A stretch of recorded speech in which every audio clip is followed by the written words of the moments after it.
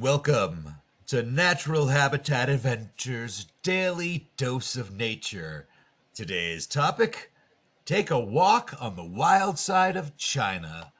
Presented by NatHab Expedition Leader Eddy Savage. I'm your host, Rob Mess. Thank you so much for being here with us today. Take it away, Eddy.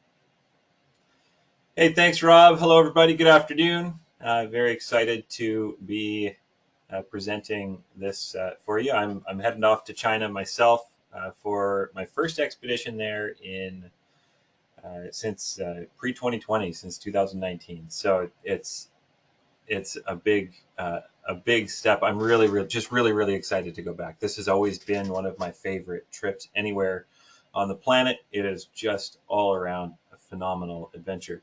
Anyhow, before we kind of learn a little bit more about what makes it a phenomenal adventure, I'll tell you a little bit about myself. Well, waiting for my computer to catch up here with the slide. There we go. My name is Eddy Savage. I've been an expedition leader with Natural Habitat Adventures since 2016. It all started with the Churchill polar bears. I hail from Nanaimo, British Columbia. Right now living on Vancouver Island, if anyone's familiar with that place. And I started doing the China expedition back in 2017. And since then, you may have seen me or will find me in Churchill doing polar bear trips, Northern Lights trips. You may see me on an Iceland trip or a Greenland base camp trip or China trip or a Haida Gwaii trip. And with all of those destinations, I'm also a photo leader, a photo guide. So I'll try to give a little bit of insight on that as well. But that's my background with NatHab. In the picture, I tried to put the golden snub-nosed monkeys that matched my family the best. That's Lily down in the corner wearing the bear suit, my partner Candace, and then myself there in Iceland last year. And before I get too far, this is something that is absolutely incredible. I don't know if all of you have traveled with Natural Habitat Adventures before, but it's something that really stands out all around the world wherever we go. But especially in China is the team that NatHab has put together. Our team of local guides, our team of national guides in China that come with us, they make this trip tick. They make it what it is. These are people who have spent much of their lives kind of in these remote wildernesses where we're going to explore, and they've worked in conservation, they've worked doing birding, they've worked doing observing mammals, they've worked with tour groups for, in most cases, decades. And the fact that these extraordinarily accomplished individuals have decided to partner with NatHab is a real testament to the quality of trip that we're running and the quality of trip that we can make together. So I want to just put that out there. These are some of the most incredible, caring, and wonderful individuals that I've had the opportunity to work with over the years in the field. It's disappointing that I haven't been able to see them since 2019, but I very much look forward to catching up with our team in China in just a few weeks. So really amazing people. And that just kind of to mention kind of the structure of the trip. When you show up, you'll meet someone like myself, an expedition leader, as well as our local guide. In the picture with me there, our local guide was Philip, and then Philip will also have an assistant, a local assistant. So there'll be kind of three of us kind of spearheading this trip for the whole group. Now let's make a little introduction to China. So somewhere around 1.45 billion people. China itself is it's one of the most diverse places as far as ecozones. Not only do they span from the subtropics into kind of the boreal forest and coniferous forests by latitude, they also can span multiple different ecozones in elevation, having some of the highest mountains in all of the world at their disposal. So the places that we're going to go we're going to see all kinds of different ecozones even in an elevation gain of about 3,000 meters or 10,000 feet.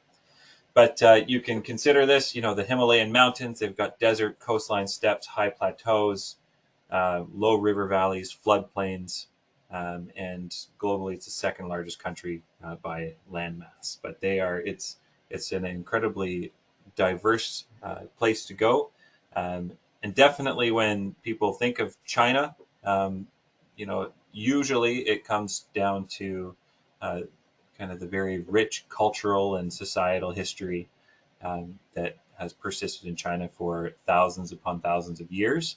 And the wildlife side of things is often overlooked. And so that's something else I really love about this trip is kind of we get to combine both a little bit. So we kind of start more with kind of a cultural aspect, going to one of the most extraordinary kind of representations of the size and scale and power of Chinese society over 2,000 years ago. And that's also where we begin our trip, which is in Xi'an. So highlighted on the map there, we've got Shanxi province, where we're going to begin our expedition. And you'll fly in from your international home into Xi'an, and you will be greeted in Xi'an at the airport by one of our local team members. And then if the expedition leader is at the hotel or able to meet you, they'll also try to meet you before the trip starts. But otherwise, yeah, you'll fly into Xi'an, and that begins kind of the trip itself. And what we're going to do in Xi'an is definitely focusing more on kind of the cultural aspects. Xi'an is the ancient capital city of China. It's also one end of the infamous Silk Road. And so with that is kind of this extraordinary place where for hundreds and thousands and over 1,000 years, basically, there's kind of been this influx, this flow of trade as far as technology and goods, but also ideas. And so it's just an incredible kind of diversity of things. And that's, when we're there, we'll get to spend time up on the city wall, which is about 8.6 miles. It's an ancient city wall. This version of it is several hundred years old, but originally constructed around 1,000 years ago, which is pretty extraordinary. When you think of kind of North American architectural time frames, 1,000 years kind of blows most kind of contemporary architecture in the grand scheme of things, kind of North American architecture out of the water for the size and scale of projects that were undertaken that period of time ago. Anyhow, we're also going to go and explore within the city walls. So the old city, there's a place called the Muslim Quarter.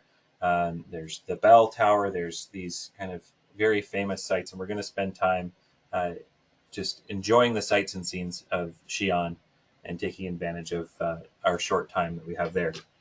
Of course, though, kind of the flagship stop for us in Xi'an is going to be the Terracotta Army, over 2,000 years old. It's actually, pictures don't really do it justice. The scale of the site, the size of the site, the story of their discovery.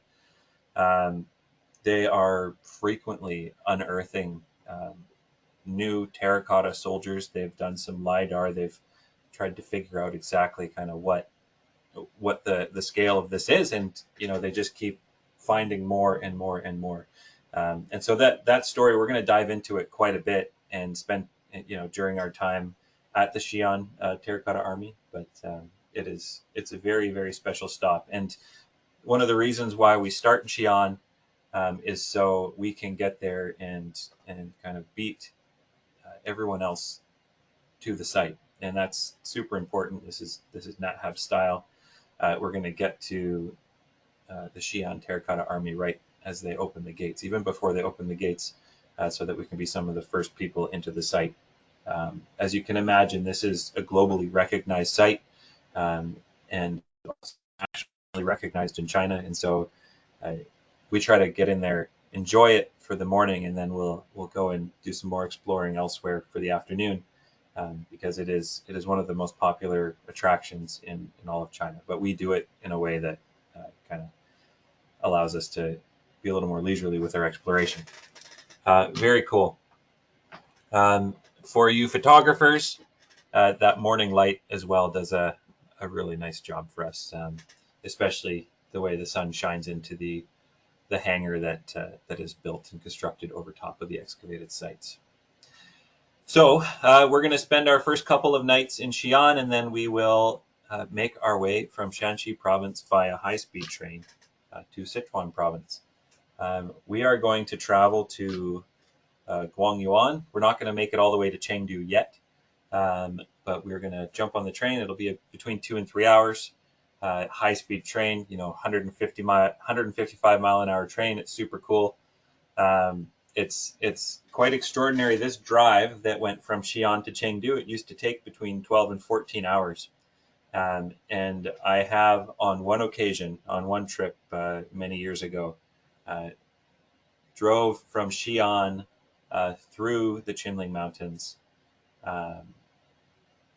pretty much to Guangyuan, and it did exactly that. It took us a good 10 hours kind of with stops to kind of get through there. So the high-speed train, it's been tunneled right through the Qinling Mountains, which is one of an area of actually giant panda habitat. So I like to say when we take that high-speed train, that's the closest that we've been to that point to a wild giant panda, which is we probably were underneath a mountain where the habitat for a giant panda was.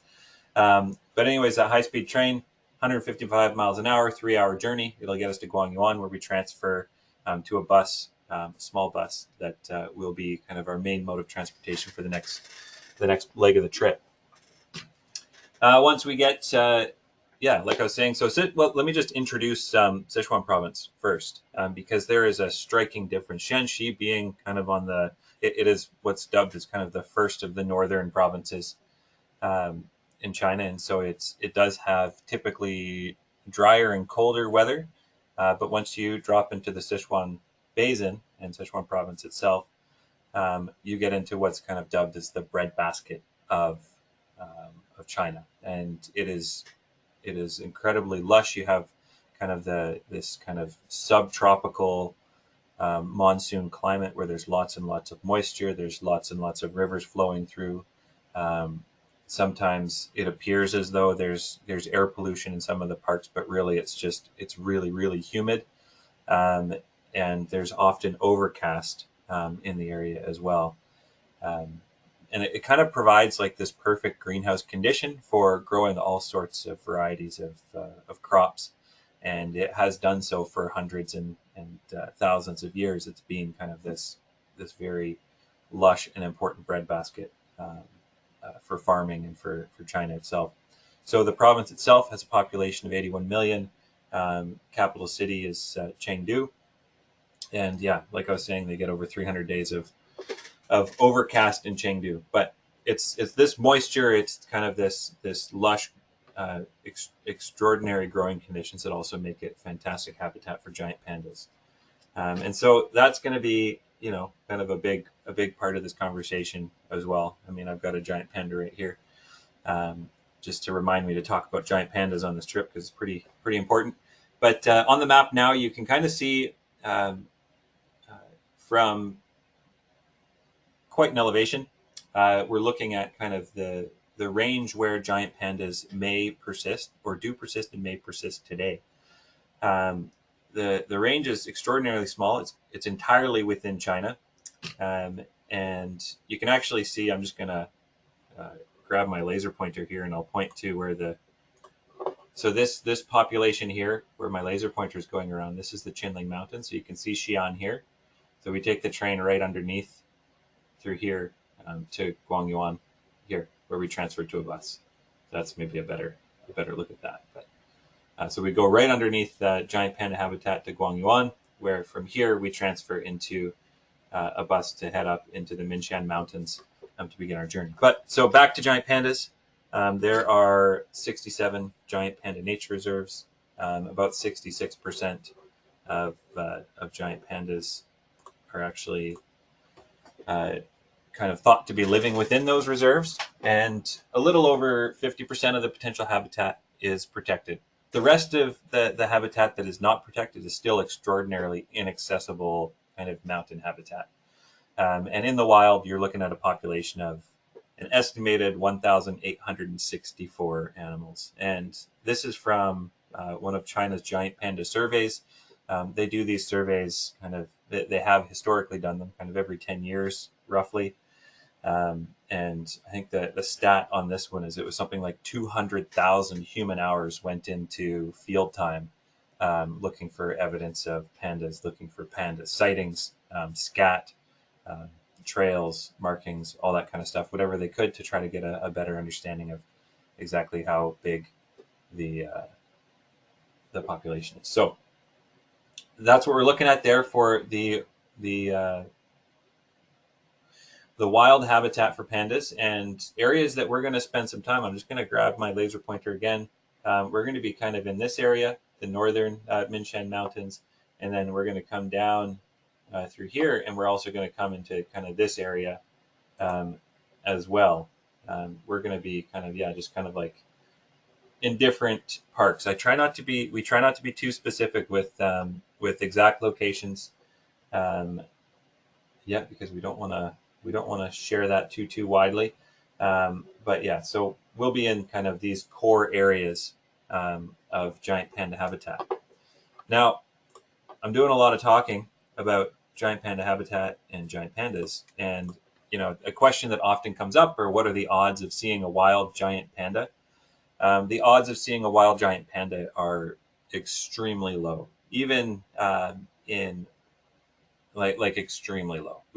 I don't want you to come on this trip expecting to photograph wild giant pandas the same way you might photograph wild polar bears or wild grizzly bears. It's just a completely different environment, a completely different a way to explore. We are going to get to spend some time with giant pandas, but that's going to be in the breeding research bases, which there are no other breeding and research bases like them anywhere else on Earth.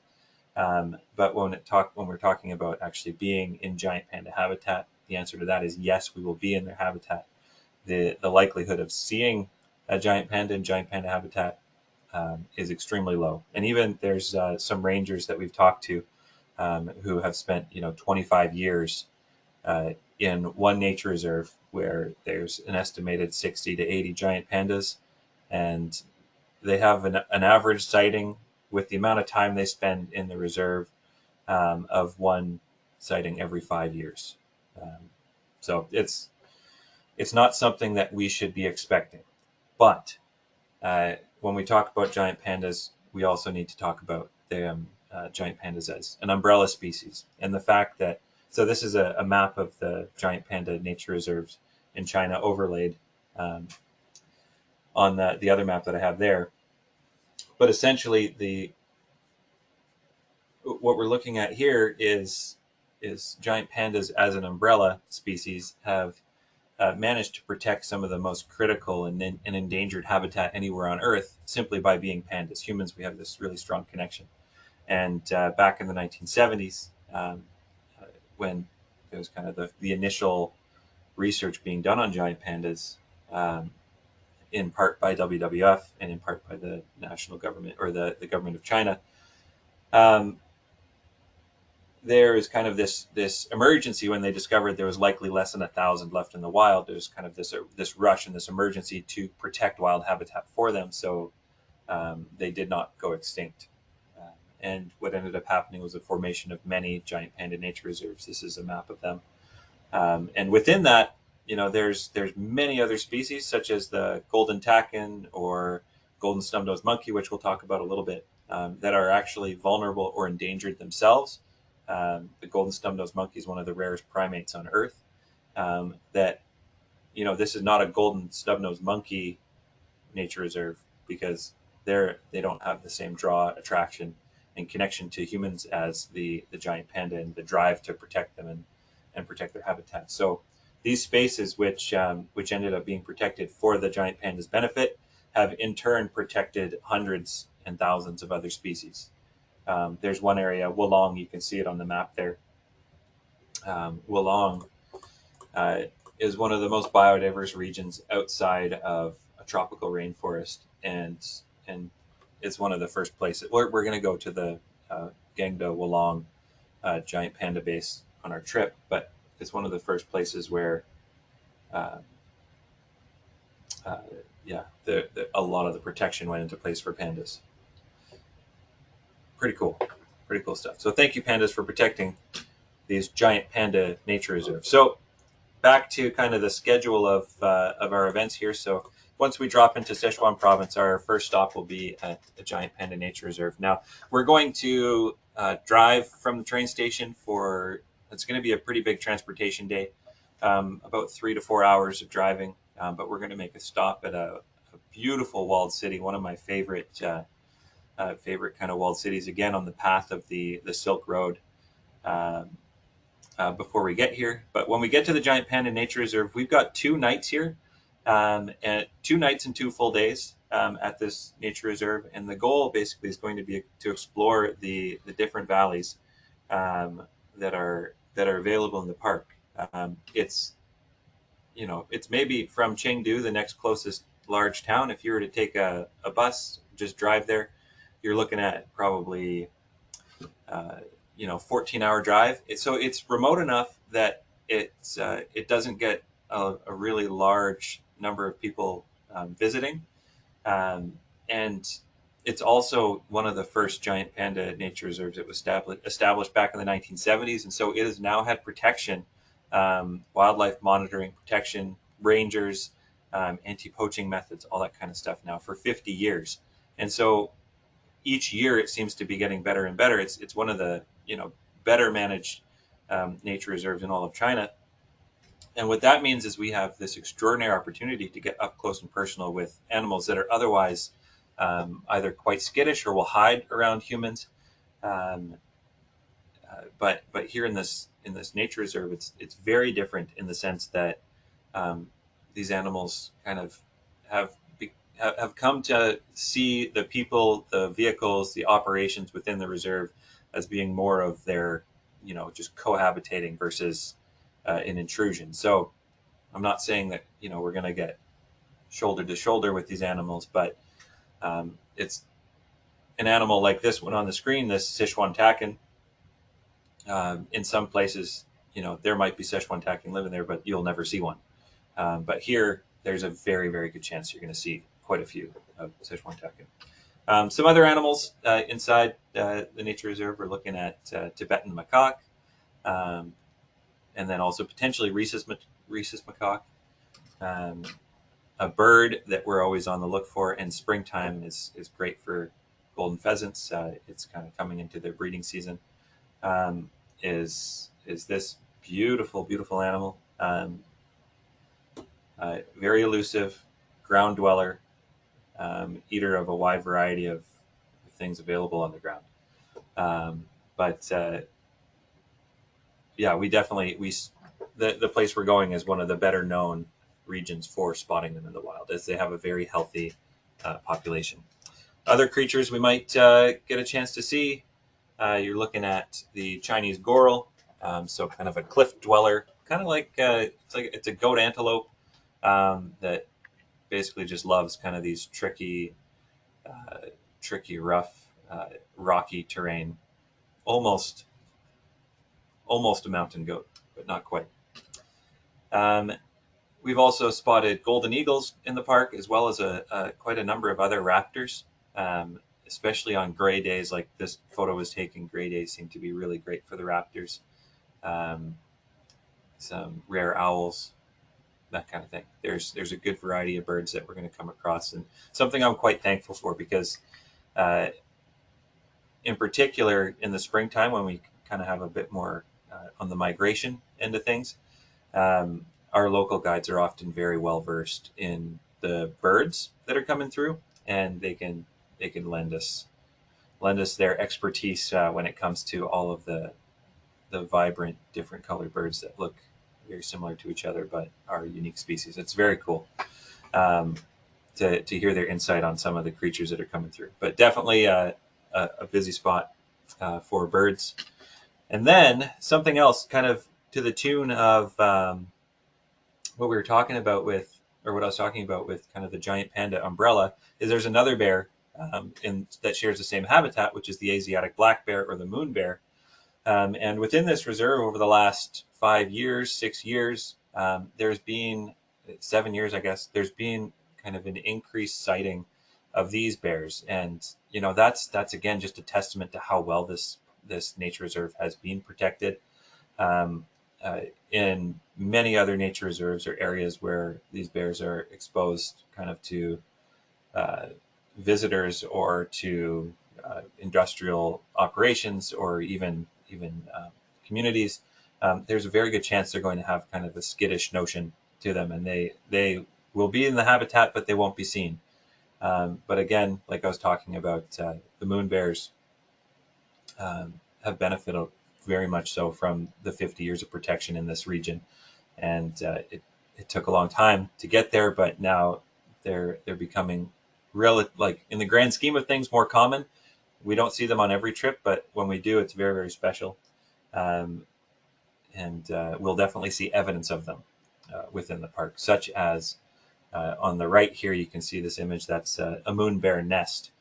So moon bears climbed up that tree, found a nice crutch in the trees, and sat there kind of splayed out, pulling branches from one side to the next, eating the fruits or nuts off those branches and snapping them, and then putting the broken branch underneath it to help create a platform that can kind of keep it perched up there.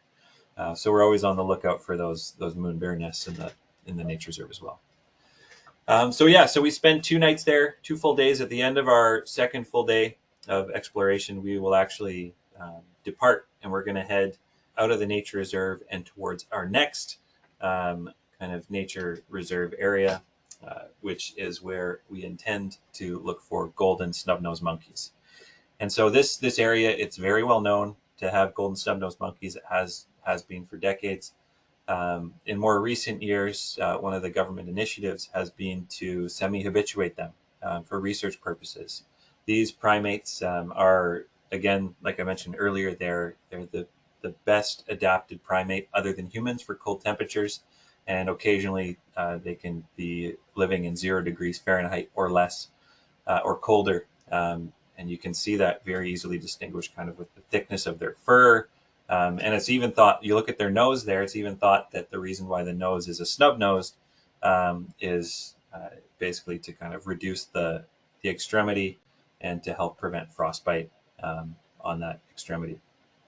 Very, very cool animals. And so we'll get to go spend some time with a troop of golden snub-nosed monkeys somewhere deep in the Minshan Mountains. Here's just a little example of some of the young ones playing around. Springtime does typically coincide with kind of newborns. Not always the case, but a lot of the newborns are kind of March, April, May, June. There's a big range depending on which subpopulation you're looking at for the golden snub-nosed monkeys. So this is world-class photography opportunities and world-class wildlife viewing. These animals, there's, for the golden snub-nosed monkeys, this is a male with the long golden guard hairs coming off the shoulders. There's, the estimates vary, but it's somewhere between, for this particular subspecies, maybe 5 and 10,000 left. And again, overlapping, sharing a lot of the same habitat with giant pandas. So it is absolutely extraordinary. So we spend basically 1 night in a community nearby this golden monkey nature reserve area, and then we'll head into there and go see them. Following that, we start making our way kind of towards I guess we're heading west now in Sichuan province.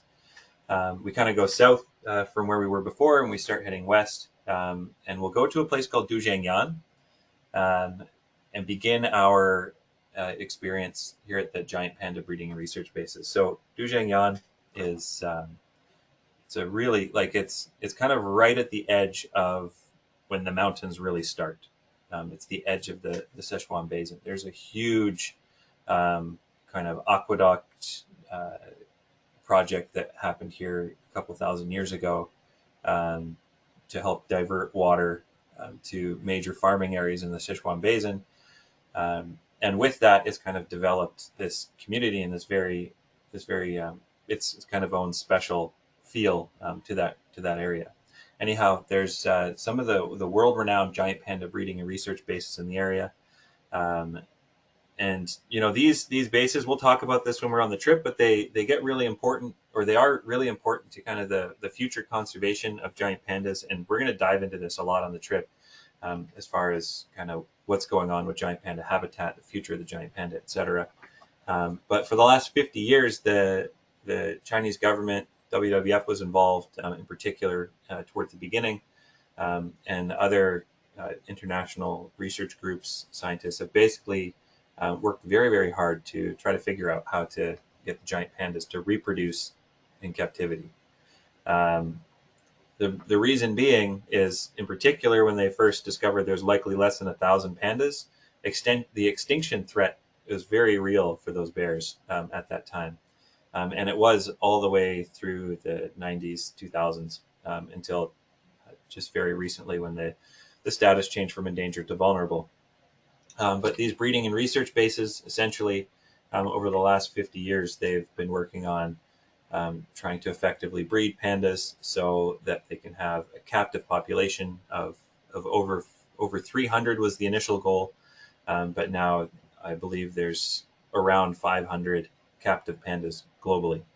They wanted to make sure they had a good diversity of genetics within captive pandas, just in case wild pandas disappeared. And then another big project that's going on with these giant panda breeding and research bases is rewilding pandas, or reintroduction of pandas into fragmented nature reserve, fragmented habitat, to again diversify the genetics of these isolated populations. It's absolutely extraordinary, and there is I like the phrase pandemonium, because there's kind of this global fascination with bears, and you can go online and you can look up panda webcams. You can see some of these pandas that are in captivity. You can watch webcams of them. Dujiangyan Panda Base in particular is a bit of it's like a quarantine space. So when giant pandas go abroad, San Diego Zoo has had them in the past. A lot of different countries around the world have had a pair of giant pandas from China. That's another topic altogether. But basically, when they come back from overseas, they'll spend 3 months or so. They'll spend 3 months or so in the giant panda breeding and research base, being monitored for any signs of diseases, infections, etc., just to make sure that they are fine after having traveled overseas for a year or two at a time. Really, really cool. And it's also where we're going to get to do a volunteer program, which I'll talk about in just a sec. And then also at these breeding and research bases, there's a chance that we will see red pandas. Some of them have an enclosure for red pandas as well nearby. So we might catch a glimpse of some captive red pandas in a semi-wild habitat there. It's very cool.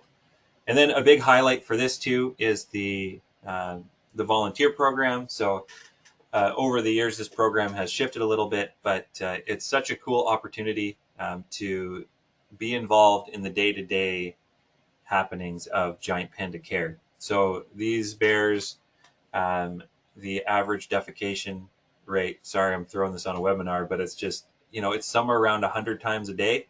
And so their enclosures need kind of constant attention, constant cleaning. They're also quite selective with the type of bamboo.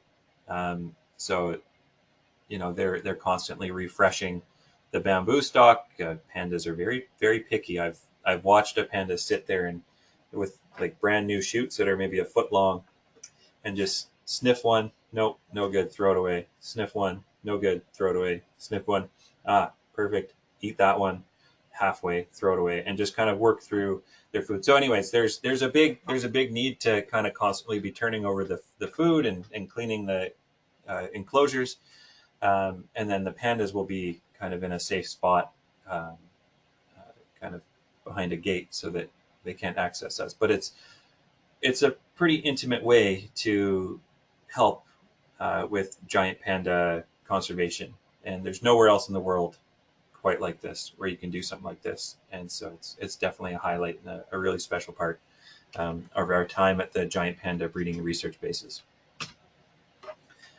And then we've got what I call, well, not what I call, but many people would call the Alps of the East. So heading into western Sichuan province, driving through Wulong Nature Reserve, up a mountain pass, through several miles of tunnels, we will pop out in this big valley that looks at the Four Sisters National Park. Now, the tallest mountain in that park, or the tallest mountain of the Four Sisters, is taller than any mountain in North America, Denali being the tallest. This one is a solid 100 meters, or around 350 feet taller than Mount Denali. So pretty extraordinary place. Just the topography, the kind of going from the valley bottoms up to subalpine, up to alpine, just in one easy line of view in one valley is pretty extraordinary.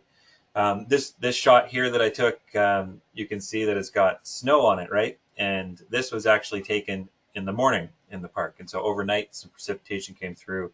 It was cold enough that it snowed in the park. And by the time we drove up to the end of the valley, stopped for a bit, rested, and then started making our way out later in the day, the snow had all melted. So it was kind of like two views of the park in one. And that's very typical, being at the elevation it is. This park itself will be staying close to Rilong, which is maybe a 15-minute drive away from the entrance to the valley. And we'll be staying upwards of 10,000 feet in elevation. And then the park itself is kind of between 11 and 13,000 feet elevation, at least what we're driving. The mountains around are much taller than that. But the valley bottom goes up to about 13,000 feet. And so when we talk about, altitude considerations and stuff like that, it's really good in the sense that we don't just rush in there and spend time at 13,000 feet. It's a gradual process getting it up to that elevation. Staying in Rilong, kind of going up the mountains, going up to that community at 10,000 feet, we can adjust a little bit. And then the next day we head up a little bit higher, kind of progressively going up slowly throughout the day, making lots of stops to look around, do some walks, and take some pictures. And then when we get to the highest elevation of 13,000 feet, we don't spend a whole lot of time there. We'll just maybe do some walking around, some photography, and then start creeping our way back down in elevation. The total time spent is less than 48 hours over 10,000 feet. And so if there are any symptoms, which is really, really uncommon at that elevation, it can happen. If there are any symptoms of people feeling the effects of the elevation or the altitude, they are easily managed, and we drop down to a lower altitude before any serious damage would be even possible. So that is the national park. It is gorgeous. You can see the tallest mountain there, slightly obscured by clouds on the left. That's taller than Denali, and we'll go to a viewpoint where we can see that.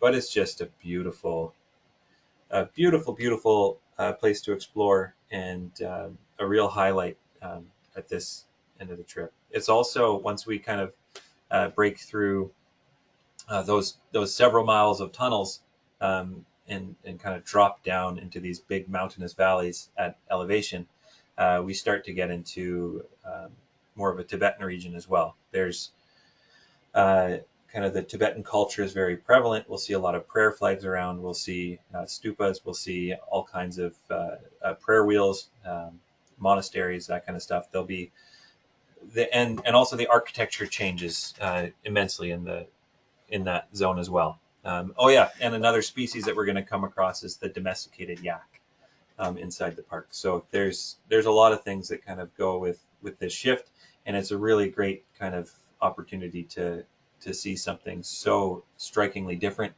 in a relatively short journey. Very cool, very beautiful place. So notes on transportation. We're going to be taking a variety of uh, different vehicles. One of them will be the high-speed train, the bullet train. Uh, we will be taking a bus. I've got a picture of that coming up.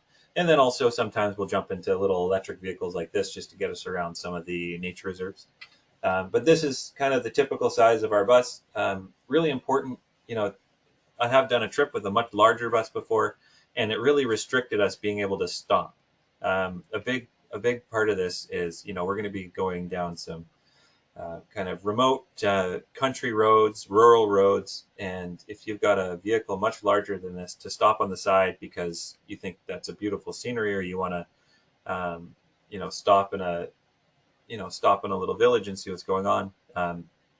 You can't do that with a big bus without blocking 2 lanes of traffic. So kind of these smaller, more maneuverable buses are really good, but they're very comfortable. This might be a park bus, but they're going to be this size or a little bit bigger for getting us around, and that's super super helpful. Um, Notes on accommodations: they widely vary throughout the trip. You know, it's going to be different from what you would expect in North America as far as service goes, and as far as uh, communication, and as far as some other things in town. And I know your expedition leader is going to talk to you about each hotel that we stay at, and kind of some of the tidbits of information that go with that. But just know that, you know, we've kind of vetted all of these hotels. We've vetted all these places. We work with them. We try to make the stay as comfortable as possible for all of us while we're there.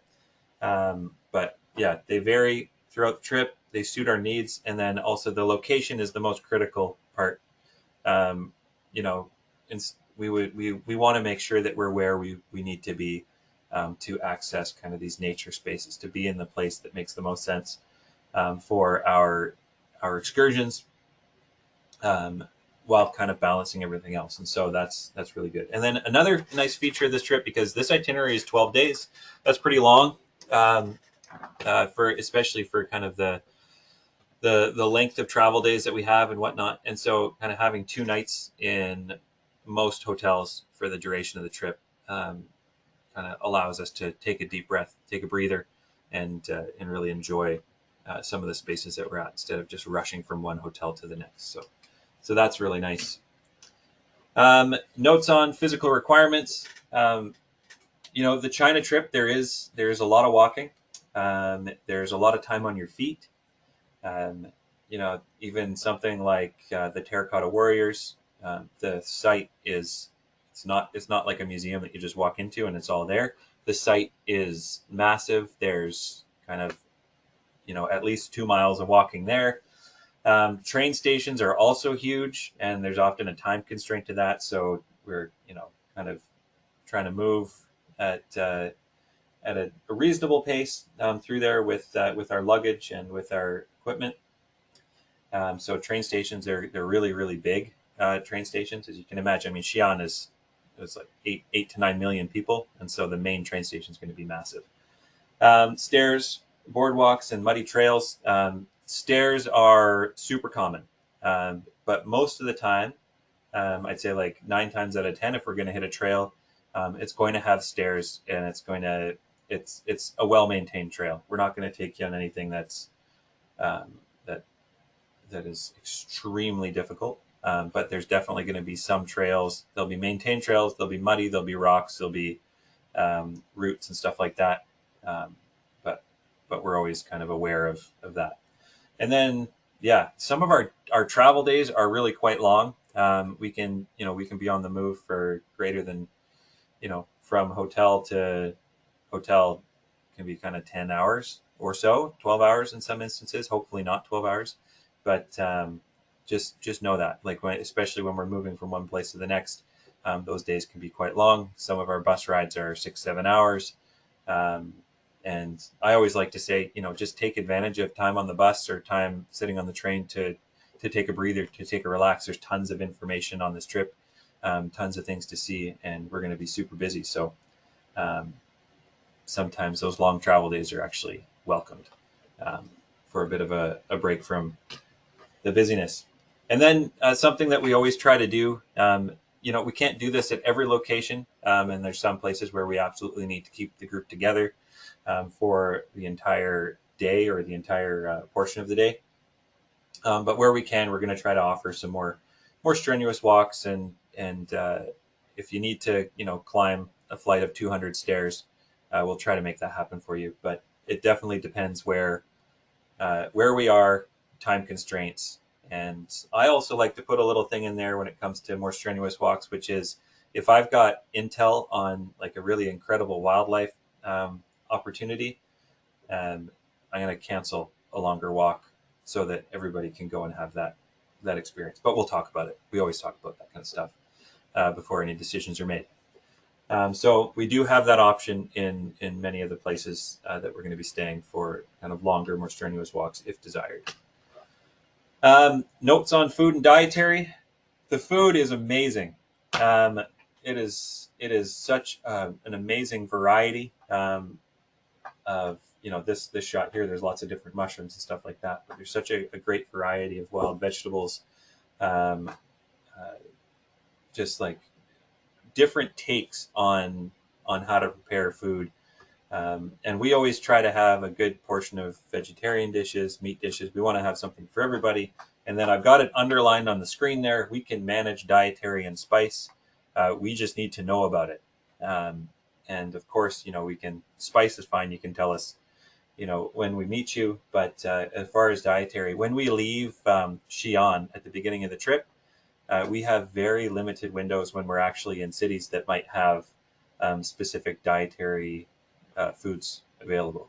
So it's important that we know what's going on prior to the trip. So if we need to pick up anything, we can get it. So I know most of you or all of you have probably filled out your dietary stuff online.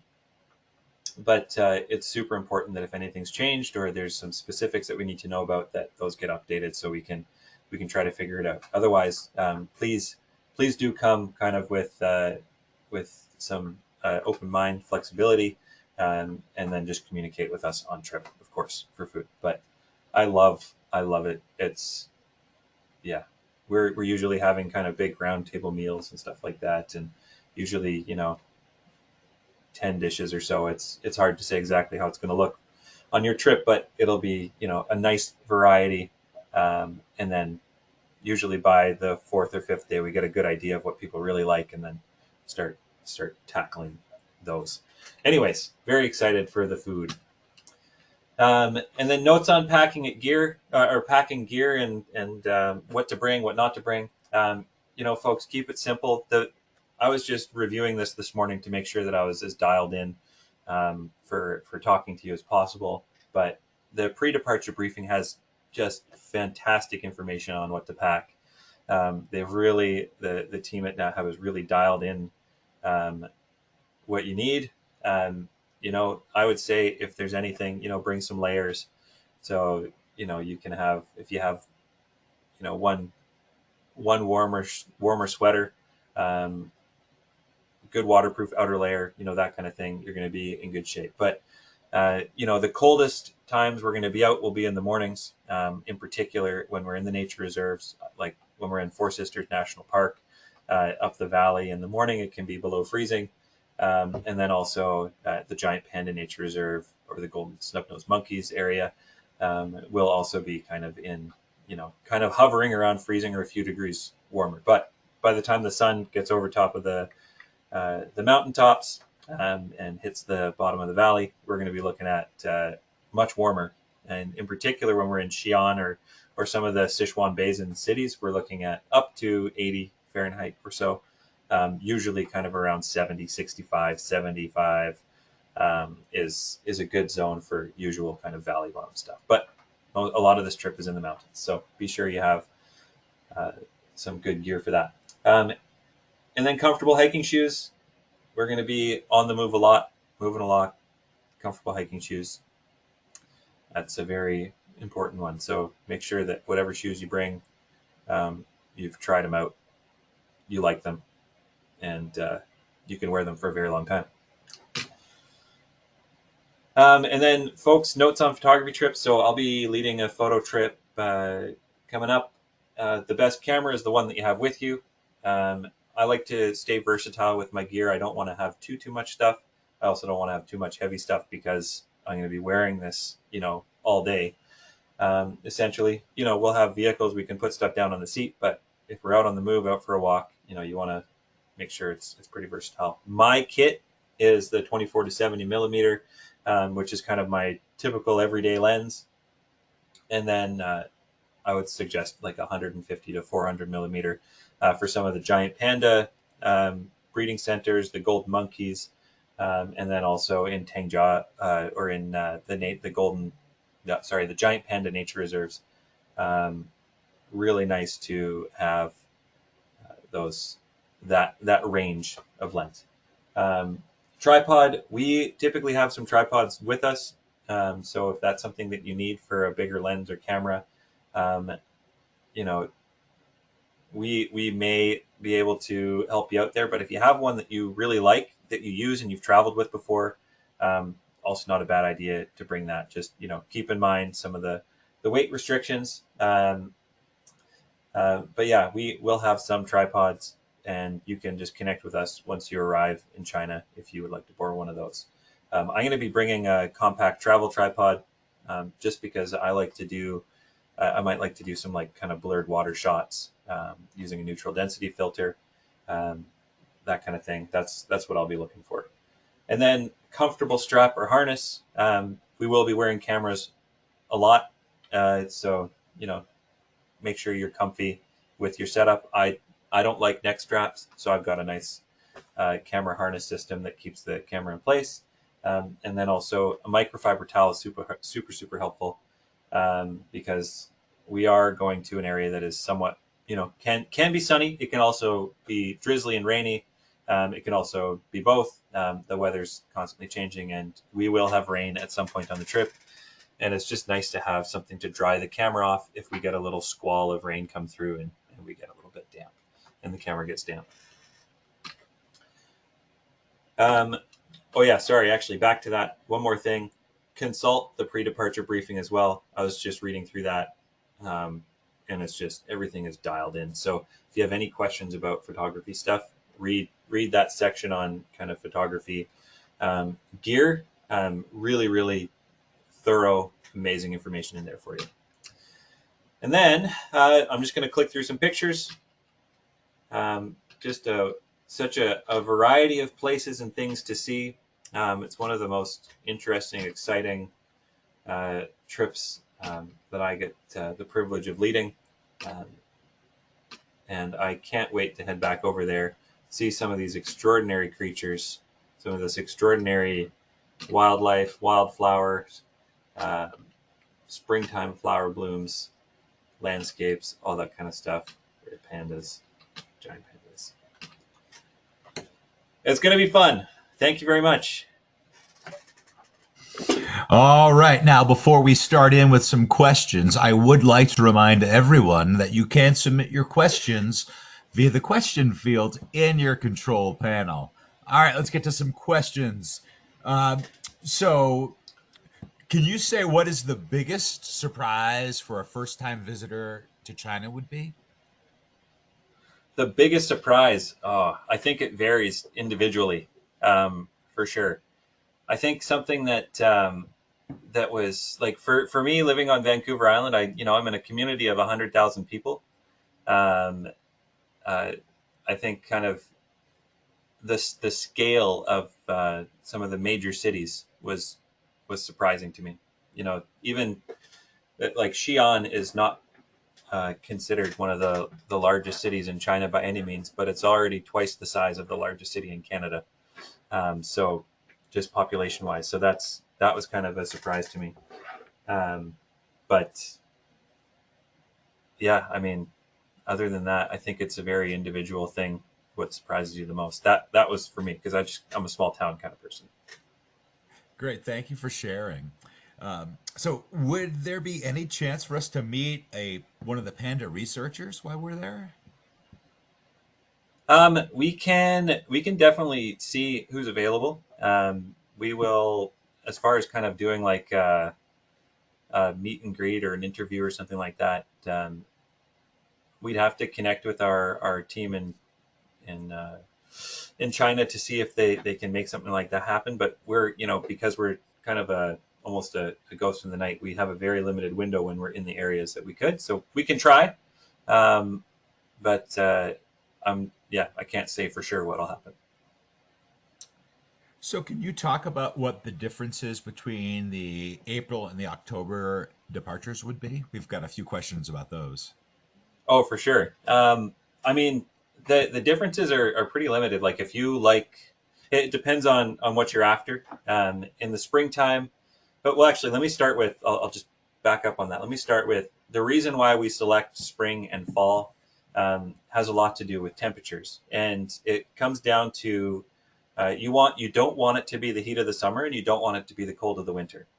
Um, the heat of the summer, um, when we go to giant panda breeding centers and stuff, the temperature is so hot that the pandas, being a high altitude species or kind of more of a mountain species, they typically are not as active. They're not, they're sleeping a lot, or they might even be inside with ice cooling down, like sitting by the air conditioner, depending on what's going on. So that doesn't really work well for us in the giant panda breeding research bases.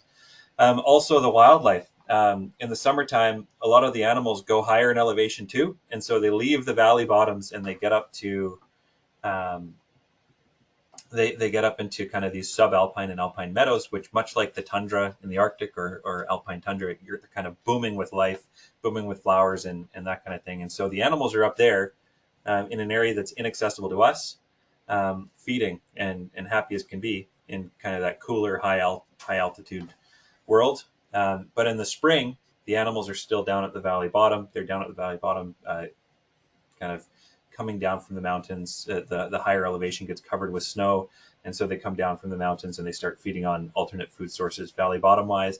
And then in the fall, it's the same thing. Things are starting to cool down up top, and so there's snowfall starting higher in the mountains.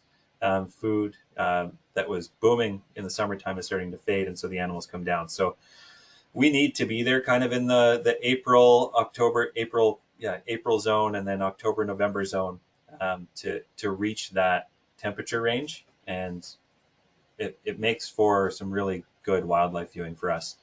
I think if we were to go heat of summer or dead of winter, it would be much more difficult to spot the wildlife that we do. Another key difference is springtime. If you want to see wildflowers, unique species of wildflowers that you probably have never heard of or seen anywhere on the planet, it's a really great time. There's somewhere around 33 species of rhododendrons, wild rhododendrons in the area. I'm not great at telling you the differences between all 33, but I can say rhododendron. And then there's in the fall time, you're going to get the fall color. So you'll get that transition, the kind of the golden red and orange leaves in the mountains. And then when we go high altitude, you'll get the larch forests also turning gold. So those are your key differences. Both good times for wildlife. Springtime, wildflowers, new growth, and then fall time, fall colors. How much walking is done on a daily basis? I'd say this trip, it's rated as moderate. We do our best to kind of manage how much walking there is, but there's some kind of non-optional walking, such as the train stations, the Terracotta Warriors, and then a good number to say per day is kind of a minimum of 2 miles of walking. That includes some stairs and some uneven walking. Yeah, that's kind of the zone that I'd put it at. Great, thank you. So, if I wanted to do laundry on the trip, is there any place in the hotel maybe I could do some laundry at a reasonable price? My recommendation would be to try to avoid doing laundry.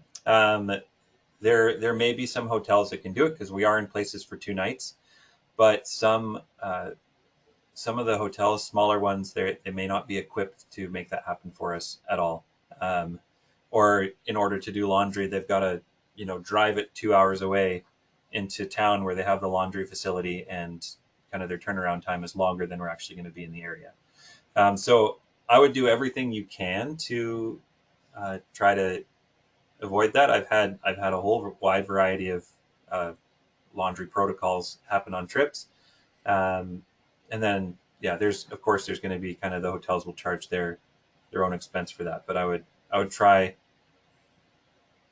to avoid laundry where possible. But we can work on it at each specific stop that we make and communicate with you while we're on the trip, if that's something if you do require. So how big are the groups that we will be with when we travel? Maximum size would be 12. Gonna double check that. Yeah, because that's what it was when I was running them in 2019, and I don't think anything has changed for that. But maybe if you are concerned about that, just double check with your trip specialist on the group size there. I'm pretty sure it's 12. Great. Thank you so much. Now, is the water okay to drink there?